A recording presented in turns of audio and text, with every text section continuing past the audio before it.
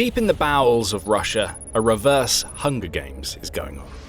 This isn't about the last one standing surviving, it's about elites, many of whom are Putin's childhood friends, trying to get away from the Russian leader so they're nowhere near when the man left behind bites the dust. In classic Hunger Games fashion, those elites are turning on each other and on Putin. Everything that makes Russia tick is collapsing in a mess of backstabbing, political maneuvering, and outright exodus. We are watching the collapse of Russia in real time, but it's happening far away from the battlefield. What's happening in Russia right now isn't a clear-cut exodus. You won't see private planes flying Putin's insiders out as they physically abandon him, nor will you hear much from those insiders in terms of their direct intentions to betray him. That's not how things work in Russia.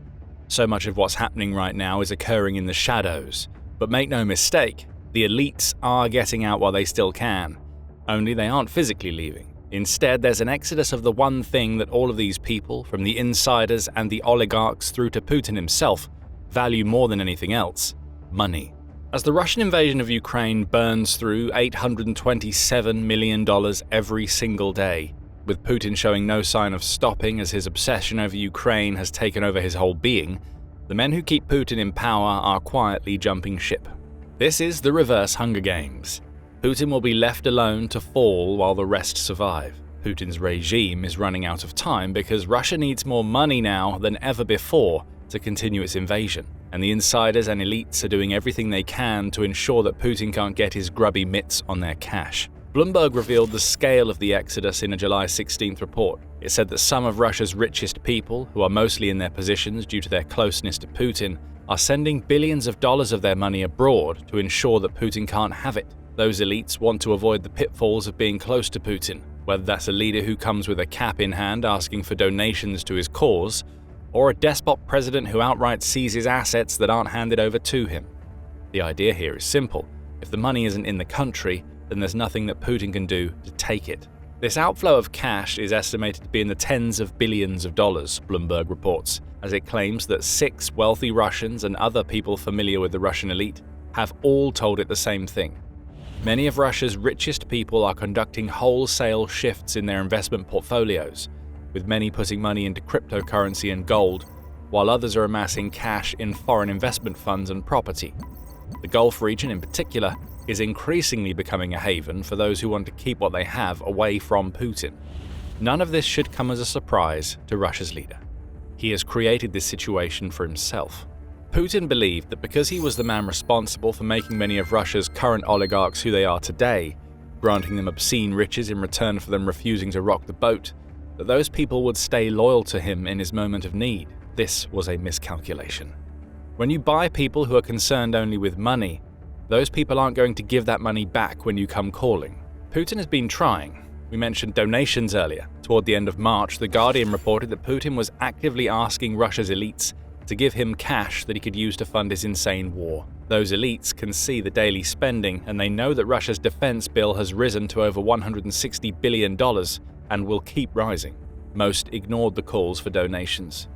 Putin has also created mistrust among his insiders. Since 2024, Kremlin-approved authorities have engaged in regular asset seizures, targeting some of Russia's richest people, with a focus on those who tried to maintain some form of ties with the world outside of Russia.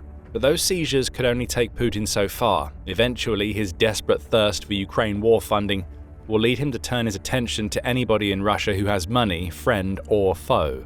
The friends also see this, and that's why they're getting their cash out as quickly as they can. In fact, we're already seeing this happen. The story of Arkady and Boris Rotenberg shows that Putin will do whatever it takes to keep himself alive, even if that means destroying those who are closest to him. These brothers are longtime friends of Putin. They've even served as judo sparring partners, directly helping Putin to puff up his image as some great strongman who can protect Russia. But when push comes to shove, Putin discards such loyalties to keep his war going. In a July 2026 report, the Carnegie Endowment revealed that there is a purge of those loyal to the Rotenbergs happening as we speak, somewhat similar to the purge of the elites who were loyal to former Russian Defense Minister Sergei Shoigu. This purge is seeing the brothers who have made billions from their association with Putin be forced to watch as their own network crumbles. Konstantin Markov and Alexander Naradko, both of whom are directly linked to the Rotenbergs and have managed or headed various projects on their behalf, have already been arrested. More will follow as Putin looks to weaken a sect of the elite that he now believes to be a threat. All of this has to be approved by Putin. The Rotenbergs brothers know that. Their childhood friend, who made them rich, is now coming for them. Not just due to their political influence, but because they oversee a vast network of private companies, and Putin wants the money those companies generate. We don't know if the Rotenbergs are among the elites getting their cash out of Russia right now. They would be crazy not to be. As for Russia's other insiders that are getting their cash out while they can, they're all doing something that is going to be a common theme in this video. Realizing that if it can happen to people who are as close to Putin as the Rotenbergs, then it can happen to anybody. But this is just the start for Putin. As the money leaves Russia, Putin is also having to deal with ministers, soldiers, and one of the many ghosts of Putin's murderous past coming back to haunt him. We mentioned Shoigu earlier. His removal from his position as defense minister is part of an ongoing culling within the ministry he used to lead. Shoigu has survived. He is the head of Russia's Security Council now, though that is a steep downgrade from the position he used to hold. Others haven't been so lucky. Several of Shoigu's former deputies, including Pavel Popov, Timur Ivanov, and Ruslan Salikov, have been arrested on various charges related to corruption. This is a cull, just as we see with the Rotenberg network, only it's happening at the highest level of Russian power. Putin is taking aim at ministers who are no longer convenient to him. Some ministers are fighting back. Denis Butsayev, who was a high-ranking official in Russia's Natural Resources and Environment Ministry, has hightailed it to the US following a sacking that came ahead of criminal prosecution. This is the first time a sitting minister has escaped Russia since the war began, and it seems likely that more will follow. In the State Duma, Putin is being forced to deal with other ministers, such as the leader of the Communist Party, Gennady Zyuganov, calling him out for directly leading Russia into a war that will only result in a repeat of the events of 1917. In other words, the complete collapse of Putin's system. There's only one word for this: chaos. And there's more. Mutiny is being warned in the Russian military ranks.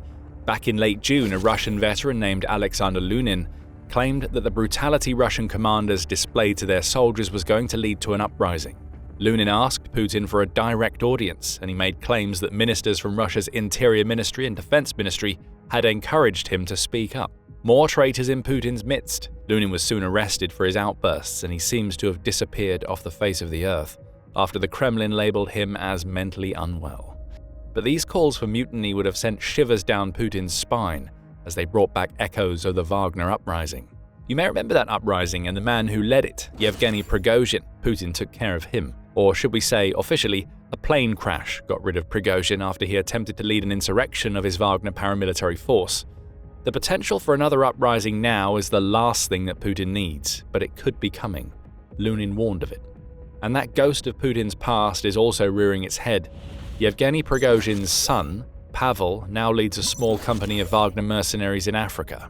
Around 500 soldiers strong, these troops refuse to become part of the new version of Wagner, which has been absorbed into the Russian state. Instead, they stand in direct defiance against Putin, running what the Wall Street Journal describes as his own little rogue warlord empire, all of which is outside of Putin's control. And in all of this, control is the key point. Control is the one thing that Putin needs to keep his version of Russia and his own claim to power intact. Like the godfather of the mafia, Putin has built a system based on corruption, lies, and empowering the people he thought would support him. But that system is starting to crumble. Insiders are getting their money out of Russia as fast as they can. Ministers are either speaking out, fleeing Russia, or getting arrested, with the latter only feeding fuel into the growing fire that threatens to engulf the Kremlin. There is talk of mutiny. A former mutineer's son actively thumbs his nose at Putin. Putin has been playing with a stacked deck for decades. Now he's lost his cards, and in this reverse Hunger Games, may the odds be never in his favor. The big question now is why all of this is happening. The simple answer is that it all comes down to the impact that Putin's failing war is having on the elites and the insiders. But it goes deeper than that, much deeper. Before we explain how, this is a reminder that you're watching The Military Show. We dig beyond the headlines to give you the full story. If you like what you see, hit subscribe today. So what's really happening? Russia's economy is collapsing, for one, and that isn't great for a system built on keeping money flowing to the rich so you can buy their loyalty. That economy is in a shambles right now. The budget deficit is over $75 billion after the first 6 months of 2026, which is over 51% above the target that Russia has set for the entire year. And Russia's big problem there is that liquid assets don't come close to covering the deficit. So Russia borrows money, a lot of money. The next payment on Russia's loans, which comes close to $12 billion, is due right around when this video will be published. The Kremlin can't refuse to pay, as that will lead to hyperinflation issues that we'll get into in a moment. What Russia has is an economy that Fortune calls an illusion built on debt. A banking crisis is on the verge of erupting, as Russia has subsidized loans for years, and banks now face a situation where 10% of their corporate loans can't be repaid, along with 15% of their retail loans. That's a lot of money simply not making it back to Russia's core financial institutions. Over 500,000 Russians declared bankruptcy in 2025. Inflation is already ruining the lives of millions, as they're forced to shell out up to 167% more for basic food items in 2026 than they spent in 2024. And with Ukraine's attacks on refineries, shipping, and fuel trucks causing a fuel crisis in Russia, the risk of stagflation, where growth stalls and inflation skyrockets, is high. That brings us back to the hyperinflation issues. Russia is dealing with this economic crisis while it has massive debts to pay off. Putin isn't making things any better. He's promising new soldiers that Russia will wipe off up to $140,000 of debt for them if they sign up to die in his war.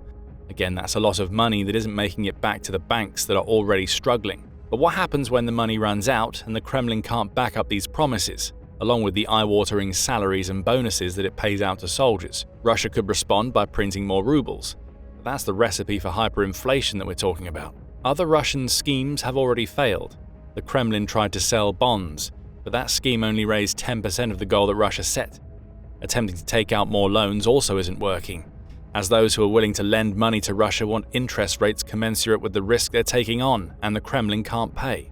The other option is that Putin could go on a rampage of doing what he's already been doing in a limited capacity, taking from the rich to give to the Kremlin. Remember the theme we mentioned earlier in the video? The elites and the insiders seeing what's happening to people around them and getting out while they still can. That theme comes back with a vengeance here. Russia's richest people aren't stupid. They can see the absolute nightmare that Putin has created to fund his invasion, and they know that nothing the Kremlin tries will help. Those insiders are ultimately the ones with the money, and Putin will come calling if the Ukraine war continues. Get the cash out now, and he has nothing to steal. Russia's dire economic situation is one of the reasons we're seeing the cash exodus and so much of the other discontent we've covered. But there's another factor. Putin's insiders are primarily business owners, many operating private enterprises that are as successful as they are because the Kremlin favors them for lucrative contracts. That's how the Rottenbergs made their billions. Being close to Putin pays well when the dictator isn't hell-bent on continuing a failing war. But now those business owners who have benefited from Putin's corruption for so long are watching as Russia taxes its private sector into oblivion and, in many cases, cannibalizes the companies that made the insiders so rich in the first place by confiscating them and handing them over to the state. The environment for Russian businesses is, let's say, tricky at the moment. In a November 2025 report, the Moscow Times revealed that corporate losses had jumped 25% in the January to September period, reaching a little over $83 billion. About 18,400 of Russia's companies posted losses during this period, which is 11% more than posted losses in 2024. The Jamestown Foundation adds that almost 30% of all Russia's companies became unprofitable in 2025, with combined losses of about $100 billion by the end of the year. Fast forward to July 2026, and Metza reports that business activity in Russia has fallen so drastically that it has reached spring 2022 levels, which you may remember is the period when Putin launched his invasion. As the Foreign Intelligence Service of Ukraine puts it, business activity in Russia has fallen to spring 2022 levels. The business climate indicator calculated by the Russian Central Bank in June fell to minus 3.6 points from 0.9 in May. A zero on this scale separates growth from contraction, so business no longer believes in improvement. It's not a great time to be a member of the elite who operates businesses inside Russia right now. The prospect of making more money is getting dimmer. Add the cannibalization we mentioned into the equation. We've already mentioned asset seizures. We saw the perfect example of that on June 19th when the Kremlin handed over management of JSC Elma, which was one of Russia's largest owners of logistics and industrial real estate, over to the state-run Neftekhimremstroy. That's about 1.05 million square meters of land gone, just handed over to the state so that the Kremlin can ultimately profit from its use. This is just one of the many examples. By July 2025, Russia had seized over $50 billion in assets from private companies, with many of those assets being owned by Western companies that left Russia following the invasion. More than 800 companies have been transferred into state ownership since the beginning of the war. This is cannibalization of private enterprise to fund a fight that none of Putin's insiders actually want to be a part of. And again, we come back to that theme. Anybody who owns a private business in Russia will now be asking themselves when it will be their turn. Putin created all of this. Too much lying, cheating, and backstabbing of his own has led him down this road. Unable to see his own incompetence and the impact that it's having on Russia, Putin is the one being left behind in the reverse Hunger Games. One by one, his insiders, his elites, and his cronies are seeing that they aren't safe, no matter how close they get to Putin. If anything, being close is a calamity. Shoigu and the Rottenbergs can attest to that. When Putin needs something, he'll try to get it, whether by coercion or force. Now, as he lives in fear, spending most of his time in bunkers and handing himself over to the paranoia that has engulfed his life, Putin has lost control. The elites he thought he controlled are doing everything that they can to escape his grasp as they plan for lives after Putin, rather than helping Putin to achieve his goals. Russia's leader is fast approaching the end of the road, and when he reaches that end, he'll go hurtling off a cliff with nobody willing to stop him. It's a tale as old as time. Ultimately, the all-powerful dictator is the architect of his own demise. Still, for as long as Putin remains in power, Russia will continue on the downward slope, and we don't just mean economically. With casualties surpassing 1.4 million in Ukraine, Russia is hurtling toward a demographic crisis that will leave it weaker than ever before. China is licking its lips. The Russian Far East is going to be vulnerable. We may be watching the collapse of the Russian state as it happens, and you can find out why by watching our video. And if you enjoyed this video, remember to hit subscribe and enable notifications to see more of the military show and our analysis. Thank you for watching.